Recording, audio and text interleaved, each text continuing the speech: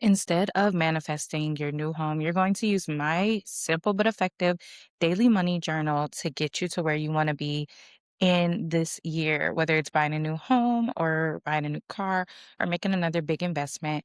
It is going to be so impactful and such a beautiful journey with such a simple tool. And I'm going to help you get there in this video. So, there's so much beautiful opportunities to be had with manifesting.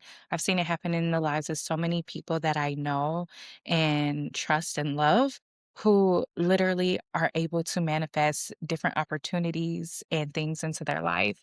But at the end of the day, that manifestation needs to be paired with action that a lot of people miss. And I don't want you to be stuck in this delusional land, wanting your new home and thinking that all I have to do is manifest it to get it. Oh, today we will talk about how awareness actually helps you get to where you want to be with your goals.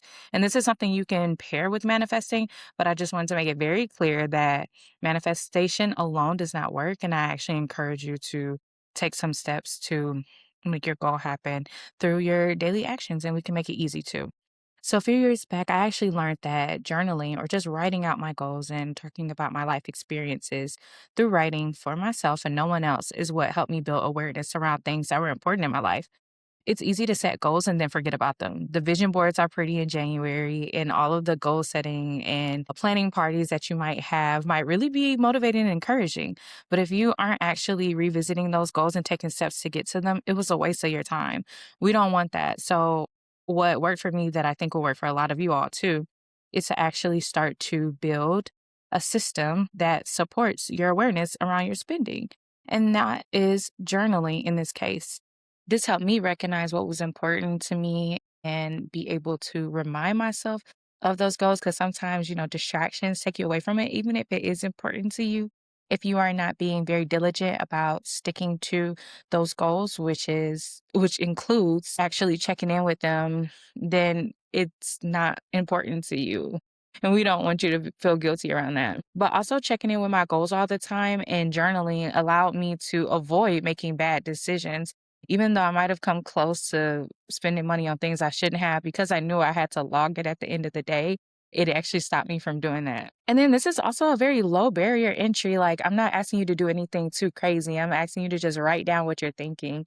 And this helps me stay consistent with it because it was very simple, but it's actually a manifestation tool if you do it right. And it is also a good planning and goal setting tool because it helps you track your progress. So at the end of the day, as a byproduct, not even as the goal, but it ended up being the result, which I really wanted. I desired these kind of results. Started to spend less money on my credit cards and I saved up to $600 in my monthly budget. Yes, I found a way to eliminate $600 in my budget. If you want a little story time on that, put it in the comments and I will make that video for you so you can see my process. So, no matter how good you are at compartmentalizing your life and limiting distractions, we still live in a world where we're bombarded with so many distractions where it comes easy to fall into impulse shopping, to ignore your goals, and to follow the goals that someone else might have for you because they either want to make money off of you or it's based off of their well intentions, but not your goals and your lifestyle. So having a system and a very simple one that you can repeat every day will help you stay on track to your goals. And I just wholeheartedly believe that journaling is the way to go. So if you feel disconnected from your money or you feel like you're constantly falling into the trap of overspending and it's keeping you away from your goals, is actually pushing you further away from your goals, let's get into what exactly this money journal process looks like and how it can work for you. So, the daily money journal is an awareness building tool for your spending. I'm not asking you to follow my budget system. I'm not asking you to cut your spending. I'm not asking you to save more money.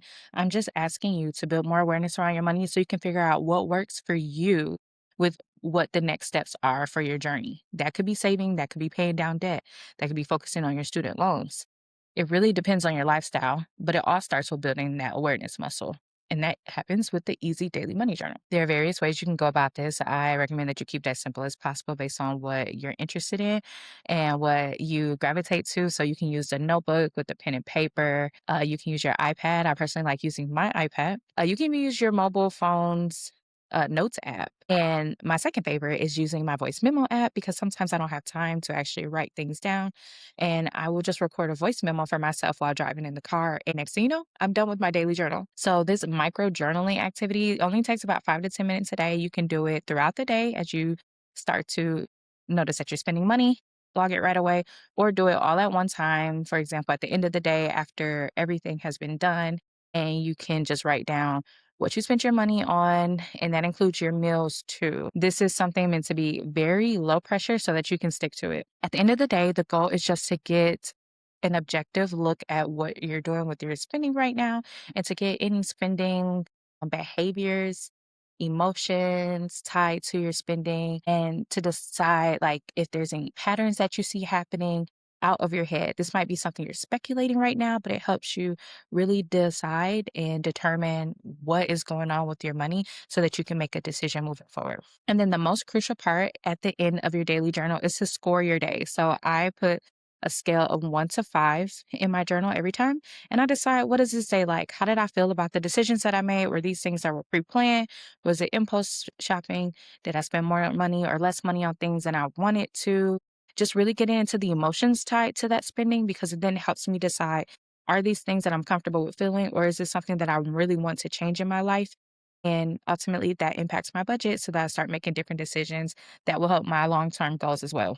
So when I started doing this consistently, it gave me the data. Yes, I'm a nerd. It gave me data on my real life about how I was interacting with my money. And I was able to make decisions to cut that $600 in my budget so that I could save and open up bandwidth and not live paycheck to paycheck with my money. It all started with the daily money journal that helped me build awareness around it. So, yeah, what you're going to do with your daily money journal is write down every time you spend money, how much you spend, and include all your meals, whether you spent money on it or not, because a lot of our daily spending is centered around meals, especially if you work outside of the office.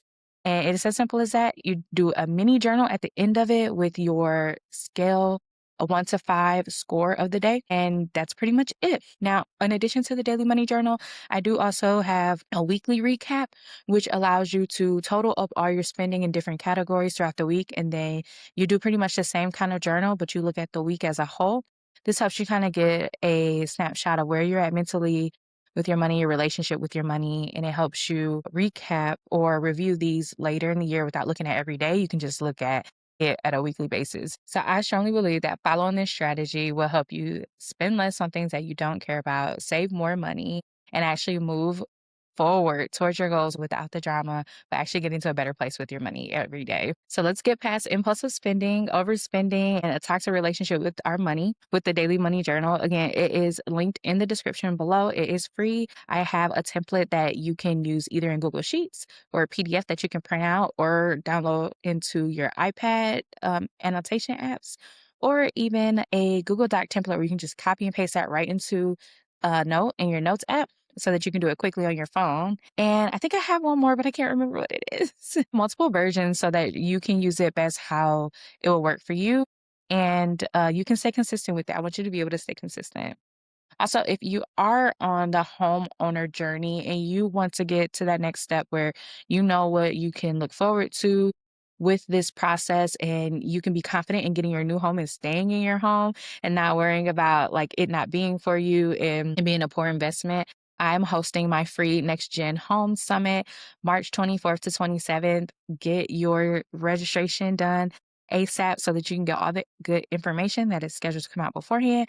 We do also have some of the elements available afterwards if you're watching this video after. But I am here to help you on your journey if you feel like you're finally at the place to move forward.